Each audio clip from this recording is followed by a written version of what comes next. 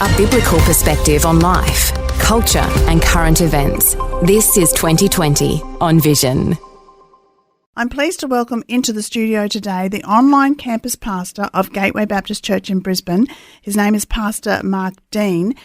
So the advent of the digital age had a really, what I would say, a transformative impact on virtually every aspect of human life, not just church services, but definitely church services were affected.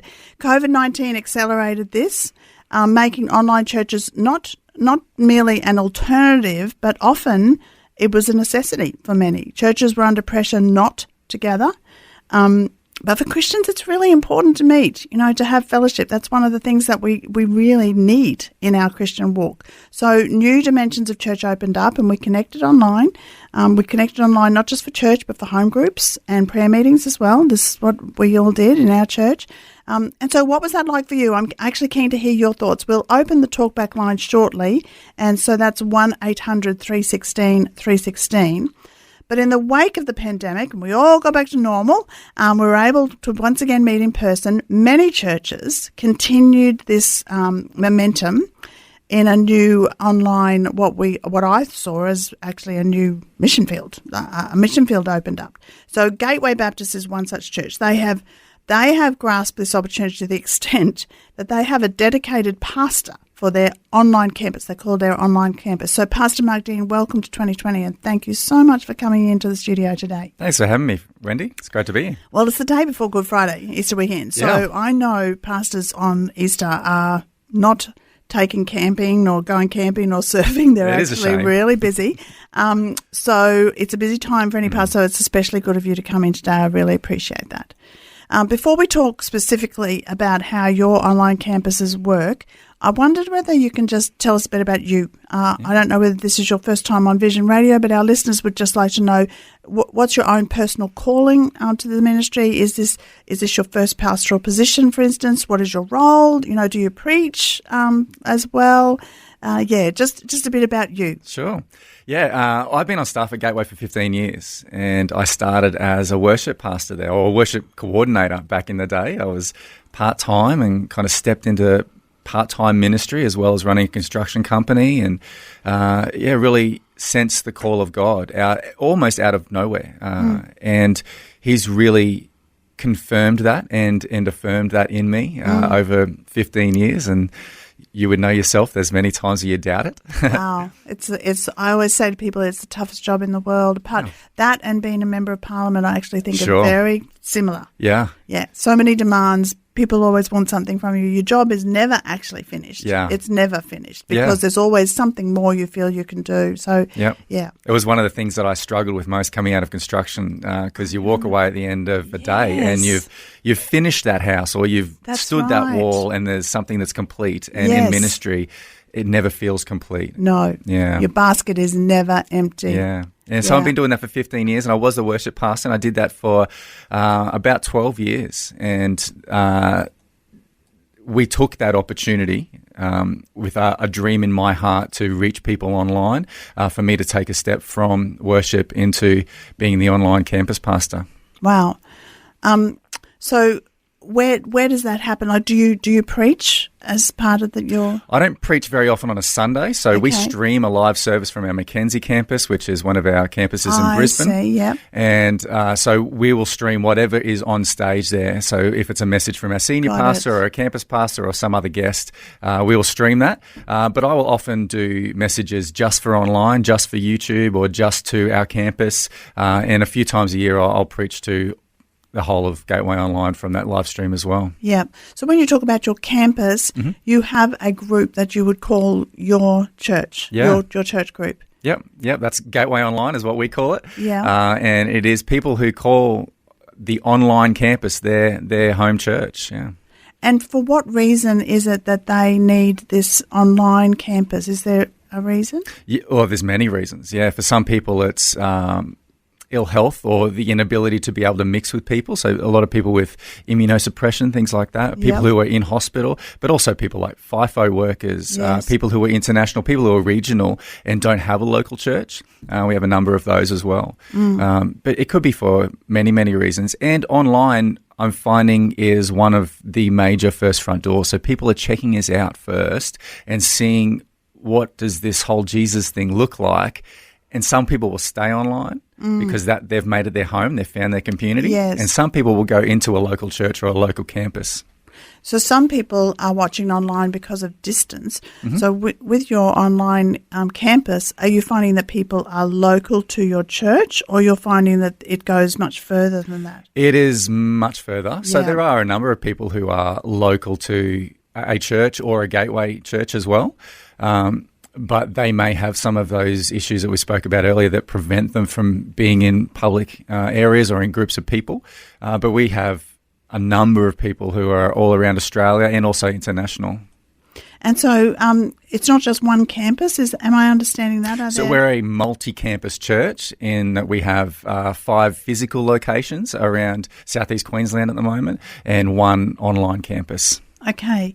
And so your campus at Mackenzie, is it Mackenzie, in Brisbane, has 2 services. Do you live stream both of those services? Yep, they're both live. So they're two morning services. We also have an evening service, but that's not live streamed at the moment. Okay. And so where are you during those services? Where are you physically? I'm about 6 metres from the stage out the back. Okay. And so we have a live chat that happens during the service. So for people who join us. Are people talking during church? Absolutely, we encourage it. It's such a weird experience. People who are used to sitting in church and not speaking to anybody, they're like, oh, this is so strange. But it's actually what grows connection. And I know when people start chatting, they're actually engaged in what we're doing. Yeah.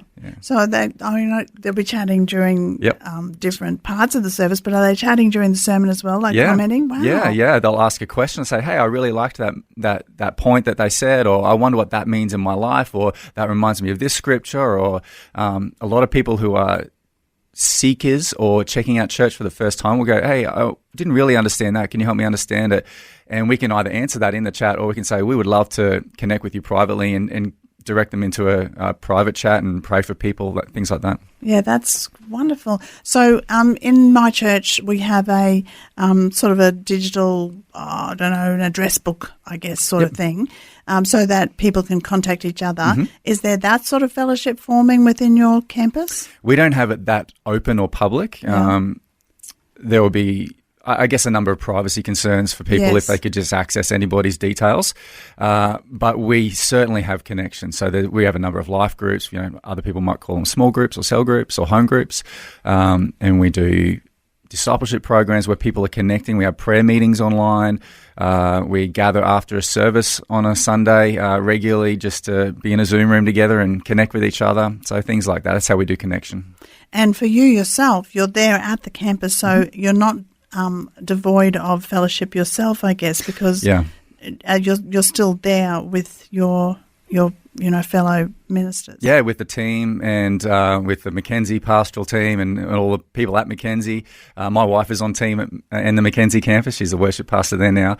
And so, we hang out as a family.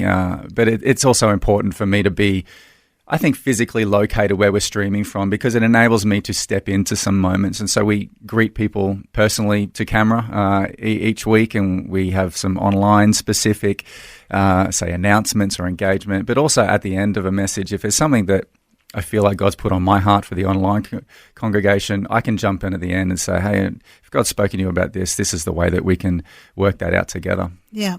So, my husband and I live in the southeast Queensland area, and so at Christmas time we come to your church because there is an amazing Christmas event that happens. Yeah, I'm not going to call it a concert because it's actually quite a spiritual experience for me.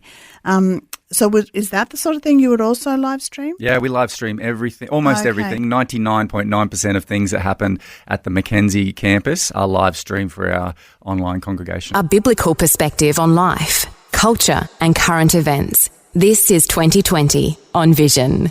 Welcome back to 2020. This is Wendy Francis. I just took a lozenge for anyone who heard my throat go funny. I asked Robbo, because he's sitting here helping me, am I nervous? Is that why my throat's going? He told me maybe I drank too much milk for breakfast, which is obviously a possibility because I want to have strong bones. But I'm sitting here in this seat for Neil Johnson, as our host this week, and with me is Pastor Mark Dean. He's the online pastor at Gateway Baptist Church in Brisbane. The talkback lines are now open, so you can chat with Mark or me. You can ask us a question, but also what I'd really love to know is your own personal experience with online church, good, bad, or otherwise. But Mark, thank you for being with us. It's a pleasure. Mark, the number, by the way, if you want to ring in, I didn't mention it then, is 1-800-316-316. So call in now. That'd be great to hear from you. So back to you, Mark. Gateway Baptist is one of Brisbane's largest churches. As I said, you do an amazing job for the Christmas program is just an example, but you are very engaged in the community. A large church is able to do that. A large church is able to, I think, influence even the political scene in your area without being overt. There's a lot of really good things about being a large church. There are also good things about being a small church. Absolutely. There's so much more fellows. You know, you know them as well, but not many churches would be in a position to have, like a dedicated online pastor such as you. So what is the Gateway Online Campus story? How did that come about that they decided we're actually going to have a dedicated online pastor here? Yeah, it's an interesting question, Wendy. We started online, like most churches around Australia, in COVID. So the first week of lockdown, we had to pivot like everybody. But God had actually put something in my heart many years earlier in 2015. I was at a leadership residential and I was listening to Dale Stevenson, a pastor from Melbourne, talking about discipleship. And I just had this stirring in my spirit that God was saying, hey, we've got to reach more people online. And I didn't know what to do with that. I actually took it back to our senior pastor and said, hey, let's start reaching people online. He said, nah, it's too expensive. It's too hard. It's not right for us now. And that discouraged me a little bit. But I just kept persevering in my understanding of what that could look like.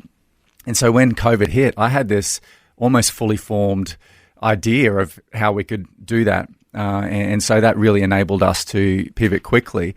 And we shifted and shaped after that too. Like early COVID was very rudimentary, and we are now a very different community, online community than we were back then. It's now a congregation. It's now a campus. It's now much more about connection as well. And so, we've gone on that journey where God has been really faithful to that dream that he placed in me so many years ago, 10 years ago now.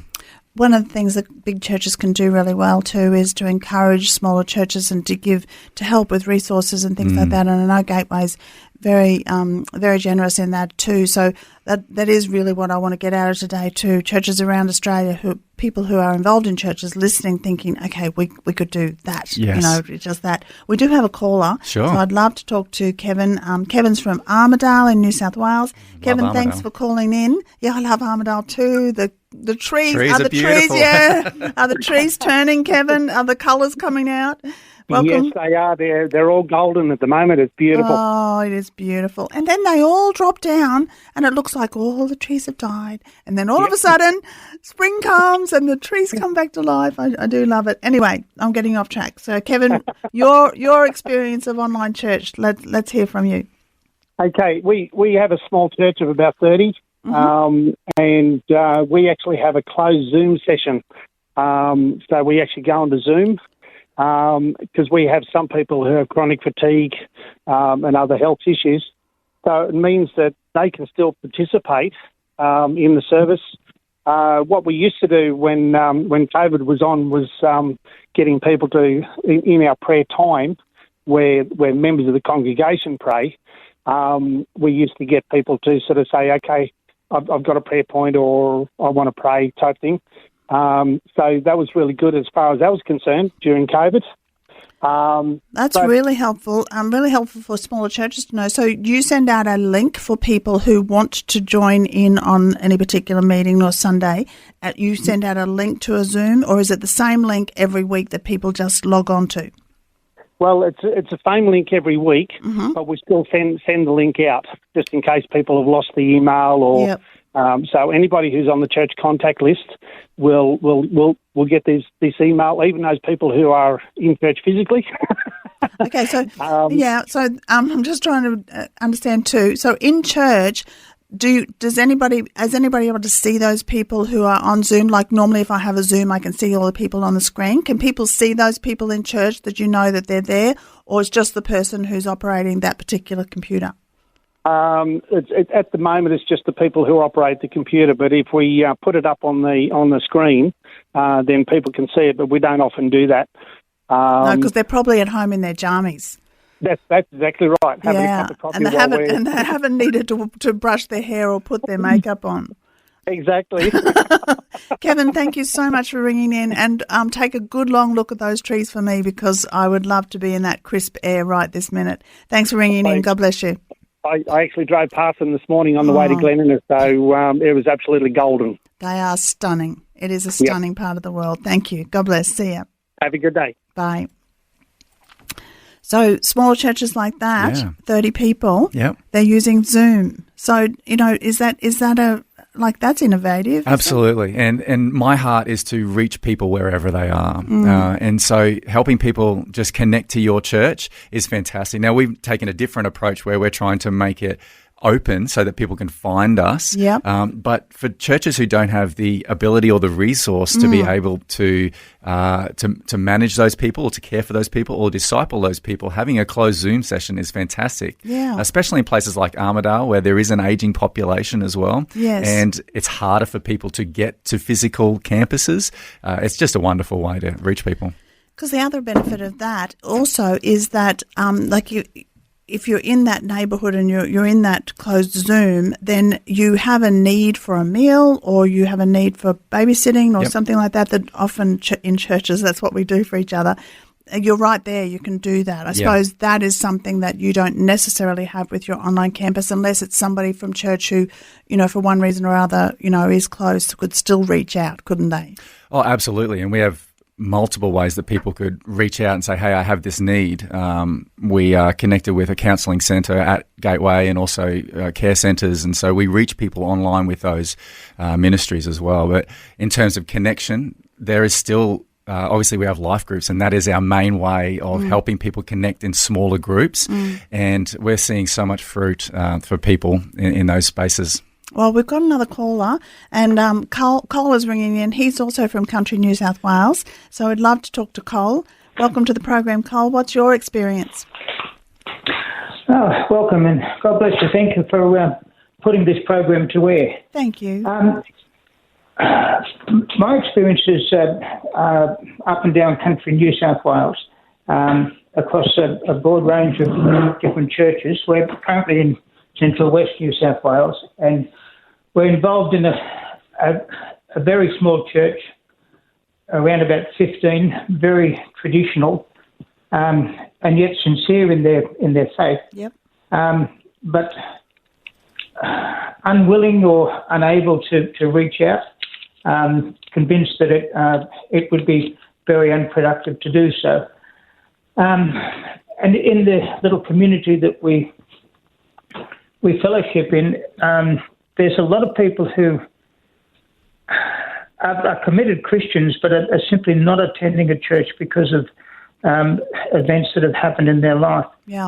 And I would love to know your guest speakers' thoughts on reaching out not only to those people but to people who are well and truly pre-gospel.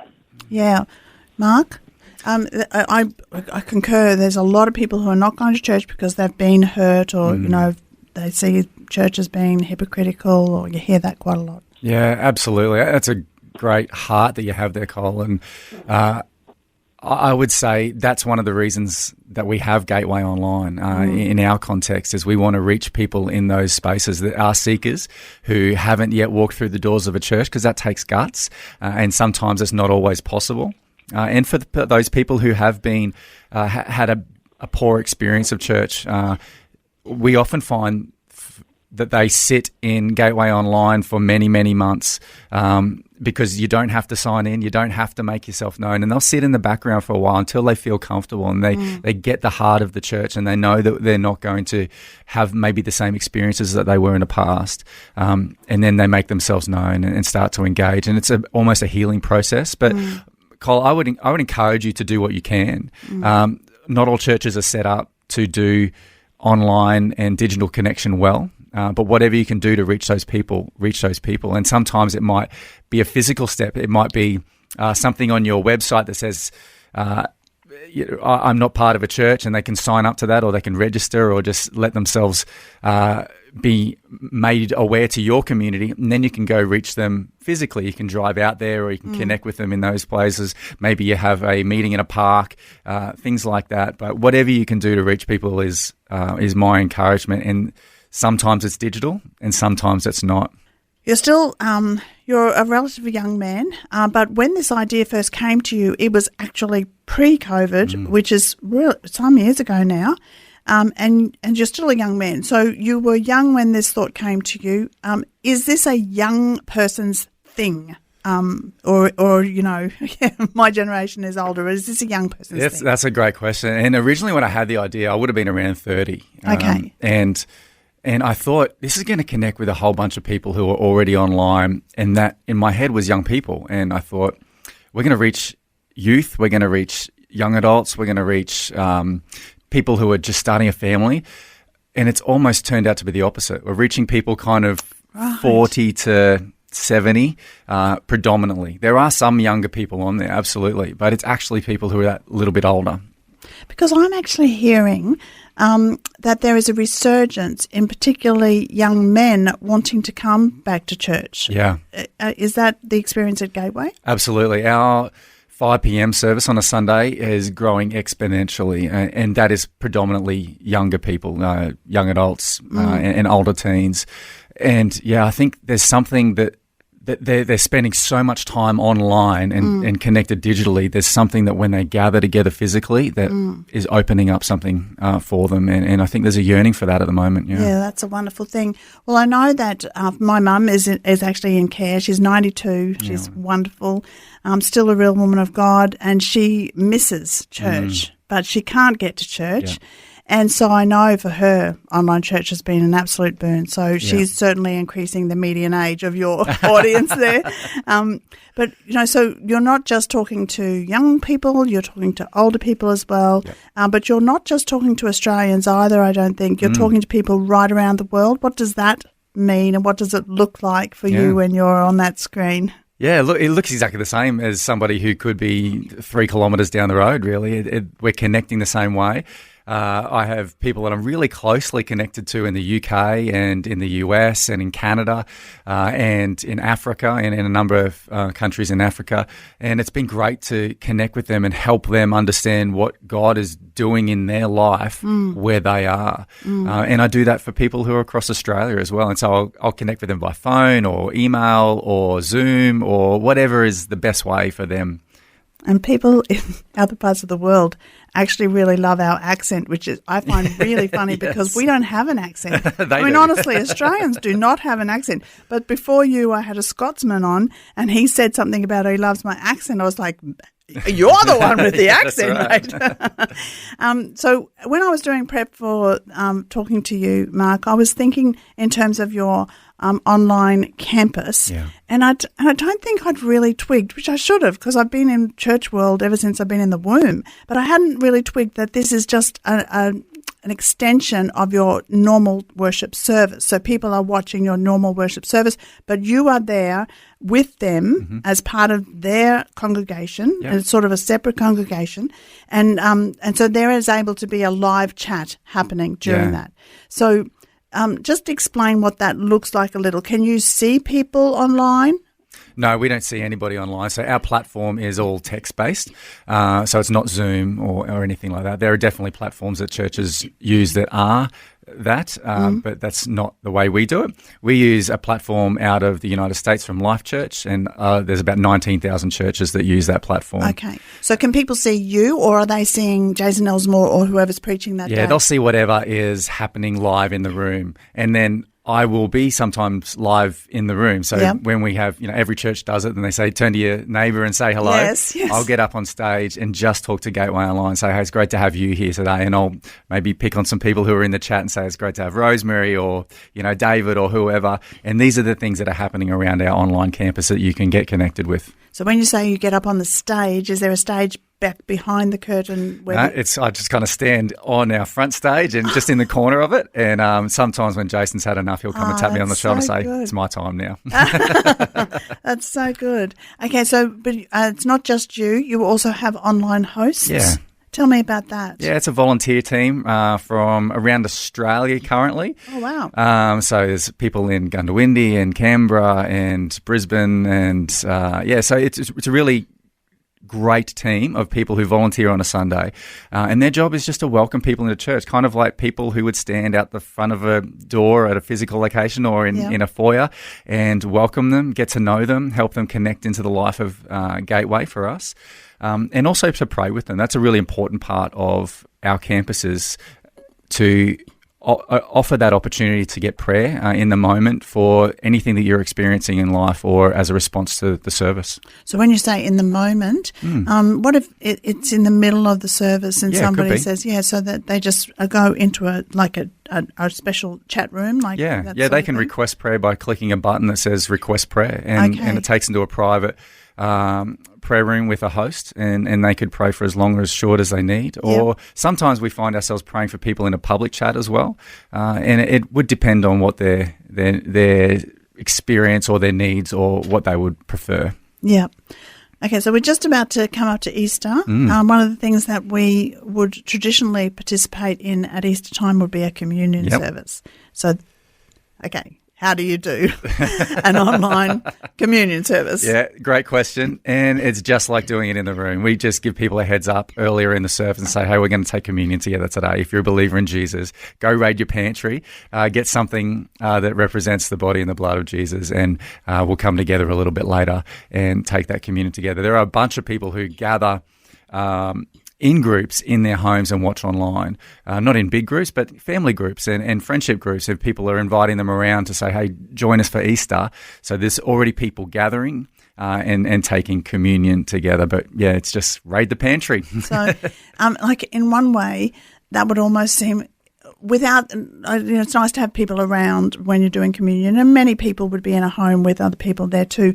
But in one way, it would seem more real to me because, I really find those little things that we tear off that little strip at the top, and you hear it all around the auditorium, like you hear that. Everybody hates back. it. Yeah. I really don't like it, and it feels to me a little bit cheapening of the experience because it was a meal, Yeah. But I know that we've got to be able to do it somehow, and there's often, in your case, there'd be thousands of people opening those little things. So, I understand the need, but in some way, at home in your own environment, actually sharing the elements that you've got could seem to me even more, perhaps more real. I don't know. But okay, so you still do online communion, so that's good. You also have online life groups. So this is something that we participated in during COVID, but I was really glad to get back to sitting on the couch and being with people. But some people can't. Some people simply can't. There might be the tyranny of distance, which we have a lot of in Australia. But as you've mentioned, it might be illness. I've talked about my mum, who's 92 and a beautiful woman. So tell me about your online life groups. What happens there? How many do you have? And what happens? Are they small? Are they big? Oh, they range in number. So we've got, I started a life group just this week, and at the moment it's got 3 people in it. And so it's really small, but we'll add to that as people come into our community and they are looking for life groups. Yeah. I've got another life group that has been going for a couple of years, and at its biggest, it'll probably be 20 people joining. So that's quite large. Yeah. Not everybody joins every week. And that particular life group is really geographically distant. So there's people right from all around Australia and internationally. There's somebody in Malaysia who joins them as well. So they look essentially the same as any other life group. We talk together, we pray together, we read the Bible, we answer some questions about what God is saying to us around whatever we're studying, and we do life together. And that's my heart, is that anything that we can do physically, we could almost do all of those things digitally or online. Yeah. So is there an aspect of evangelism here? So what about Alpha or those sort of courses? Do you offer those? Absolutely. We've just finished Practicing the Way. I don't know if you've heard of that. It's an 8-week course. We've just finished that last week. We had a bunch of people involved in that. And in 3 weeks' time, I start an Alpha course online. Alpha's been really great for us online. It means anybody can join wherever they are, and particularly for people who are searching for faith and maybe a little bit unsure about church because of maybe what they've read in the media or their past experience in it. Online is a great option for them because they can join wherever they are, in their lounge room, and they have, in a sense, a feeling of power because they're in their comfortable space. They're in their lounge room or in their bedroom or whatever. They own the control there. And I've never seen somebody turn off, but they feel like they could at some point if they needed to. And they become really open really quickly. I think that was one of the fears of online, is that people are a little bit hesitant to be vulnerable or to talk in groups about what's going on for them. But I find that it's actually been a lot easier. So we had a text message come in, and it's just an encouragement to you. It's Gateway Online Church. It's good to see God moving, so that's really great. Steve, thank you for sending in that text. You still can call in, and we'd love to hear your experience about online church, whether that's good or bad, or ask Mark a question that pertains to your own church. So you can call in now if you're interested. It's 1-800-316-316. We'd love to hear from you. Mark, you've got online groups, you've got evangelistic opportunities, you do Alpha. Now, are your what I also read is that you can actually start new campuses anywhere in the world, really. So you can actually, it's sort of breaking down those barriers or those walls. We used to have very, very rigid walls. So some of those walls are gone, but there still are walls that you can sort of go through. Yeah, absolutely. Anybody could start an online expression of church. And it doesn't cost that much money, or really any money these days. Like the platform that we use to engage people on a Sunday is 100% free. And Life Church give that away, and they are continuing to develop that and to resource the churches with that. You could start it with an iPhone or any phone. And obviously that will impact what you can do, but you can do what you can do. And I encourage people to investigate what that looks like. And you could, if you're in Gundawindi or Gingin or Alice Springs and you're a church and you're wanting to reach people either around you or across the other side of Australia, you can do that. So I asked you before about the age of your audience.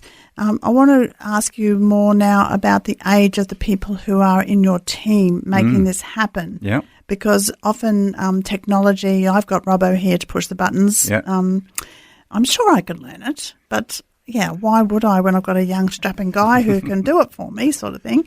Is it? Are you using sort of the relevant gifts of a younger generation to make online church happen? Do we need younger people to help us here? That's a great question. And our team on a Sunday is predominantly younger. And it's great. It's actually a wonderful way for them to serve in the church and to stay plugged into the community that they're really growing in and expressing their gifts. But our volunteer team for hosts is predominantly older, so they'd be kind of 50 to 60-year-old people. So it depends on what part they're serving, but the people who are touching the equipment, generally younger. So you had this dream, a vision, I think, of what you could do through online sort of work. Even pre-COVID, it came into being during COVID. It has only just increased post-COVID. Do you have, is this it? Or is there an aspiration, or is there another goal that you've got in mind? Is God's continuing to put things into your mind in this area? Yeah, God is constantly challenging me and inspiring me to do more things to reach more people. I think it's the same as any physical church. Is this it? No, it's not it, because we want to reach more people. We want to disciple more people. We want to show more people the love and light of Jesus. And so we are just trialing lots of different things around how we can reach people, both people who are unchurched and not familiar with faith, and people who are just starting church and familiar with faith in a way, and also people who are disconnected from a church and really looking for a faith community. So I don't think we're done yet. I think we want to keep growing, and not because numbers mean anything, but people mean everything to God. When you talk about numbers, are there more numbers sitting in the seats on a Sunday or online? Oh, there's definitely more numbers in our seats because we're a larger church. But at the moment, we have about 600 people joining us online every week. Wow. So it's not insignificant, and a lot of those people couldn't get to a physical location if they wanted to. Yeah. Yeah, so over Easter, what's Gateway doing over Easter? Tell us a bit about your church and what they're doing, both in the seats and online. Yeah, it's Easter's a big season. We're talking about the resurrection of Jesus on Sunday, and also the sacrifice of Jesus on Friday. And so we have services live streamed and in person, 8 a.m. and 10 a.m. on Friday and on Sunday. And we're just hoping that people invite the people they live, work and laugh with to come along and hear the gospel message. Yeah, it's one of those times in the year that we really can talk about Jesus, isn't it? Absolutely. To our neighbours and to everybody. And online is an easy invite. They can do it from wherever they are. You just say, hey, join me online and hear about God, hear about Jesus, hear about how he can transform your life. Yeah. Connect with others and request prayer as well. Absolutely. Are you finding, certainly in our experience of living in this day and age, we're finding that there is a real increase in anxiety, and perhaps that's what's bringing people back into wanting to hear from church. You know, when I grew up, I'm in my early 60s. Everybody went to Sunday school. Everybody had a common understanding of what was true and what wasn't true. That's been very muddied now. Is that one of the reasons that young people, particularly when you talk about your night service, are they coming back looking for reality? What are they coming back looking for? What's in their hearts? Yeah, I agree with you there, Wendy. I think there is there's a real longing to find something more. They're living in a secular society and often a secular lifestyle, and there is a yearning in their heart. And we're finding that young people are really, really open to a message of faith because they feel empty. They feel like there's something missing. And we're finding a lot of young people come into faith because they recognise that Jesus is the answer to that. So it's been great to see that, particularly in young people in our evening congregation. Yeah. We are seeing an increasing breakdown in family relationships in Australia, and I was reading some stats about that the other day, and I think that's playing into young people particularly wanting to look for that family feel that they are perhaps not getting where they would expect to get it. So they come to church and they feel as if they're part of a family. Yeah. Is that the same experience, do you think, online? Is there something missing, or are they coming in and they're feeling like, hang on, I'm part of a family here? That's a great question. And I think it's both. For some people, online will never be the same. Maybe it's because they don't put themselves out there in the same way, or they expect different things. But I have so many stories of people who have found their people and found a thriving, engaging community online. And that pleases me. And so it proves to me that can happen. And I'm loving watching people do that. We had somebody come in just last week for the first time ever, and they joined the chat, which is actually rare for somebody's first week. Usually they'll sit silent for a while. And they said, I feel really welcomed and I feel really at home. I'm coming back next week. Nice. And that just makes your heart sing as a pastor. Yeah.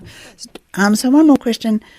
Is it podcast? So can people go and watch a previous service? Yeah, we do what most churches do, and you can find our sermons on YouTube. You can find our whole services actually on YouTube as well, and a bunch of other content that we produce, and you can find in your podcast platforms as well. Yeah.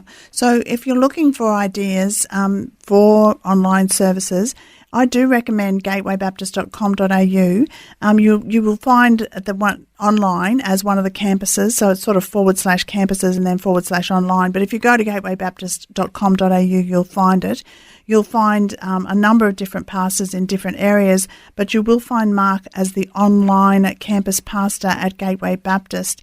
And, whatever your church is doing, I just encourage you over this Easter time, particularly, I almost said Christmas, everybody. That's Christmas and Easter. I do really encourage you over this Easter time to take an opportunity to just speak to your neighbour. Invite your neighbours into your own home.